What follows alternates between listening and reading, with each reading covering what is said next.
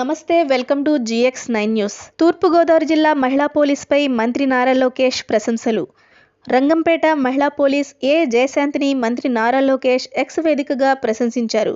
విధులు నిర్వహించుకుని చంటిబిడ్డతో వెళ్తుండగా సామర్లకోట మార్గంలో ట్రాఫిక్ క్లియర్ చేసి అంబులెన్స్కి దారి చూపడంపై హర్షం వ్యక్తం చేశారు. డ్యూటీ సమయం కాకపోయినా జయశాంతి చూపిన బాధ్యతాయుత ప్రవర్తనకు ఆయన మెచ్చుకున్నారు.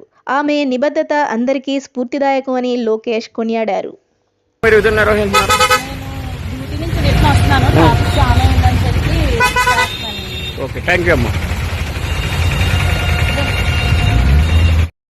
నమస్తే అండి, నా పేరు ఆంబేల జయశాంతి అండి. నేను రంగంపేట పోలీస్ స్టేషన్లో కానిస్టేబుల్గా పనిచేస్తున్నానండి.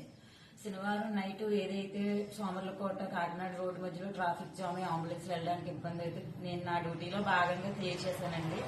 కానీ అది లోకేష్ సార్ వరకు వెళ్ళడం, సార్ నన్ను మంచిగా ట్రీట్ చేయడం అనేది నాకు చాలా హ్యాపీనెస్ ఇచ్చిందండి.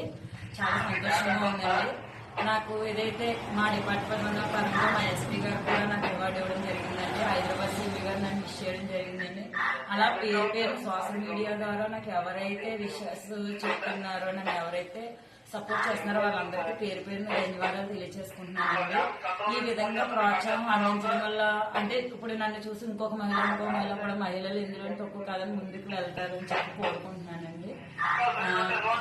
నాకు రాజకీయ పరంగా కూడా చాలా మంది కాల్ చేసి విష్ చేయడం జరిగిందండి. అలా పోలీస్ డిపార్ట్మెంట్ పరంగా కూడా అండి, సోషల్ మీడియా పరంగా కూడా ప్రతి ఒక్కరికి పేరు ధన్యవాదాలు తెలియజేసుకుంటున్నానండి. Thank you sir, thank you sir. అలాగే నాకు ఇన్స్టాగ్రామ్ ద్వారా, ఫేస్బుక్ ద్వారా, ట్విట్టర్ ద్వారా, సోషల్ మీడియా ద్వారా ఎవరైతే నాకు సపోర్ట్ చేస్తూ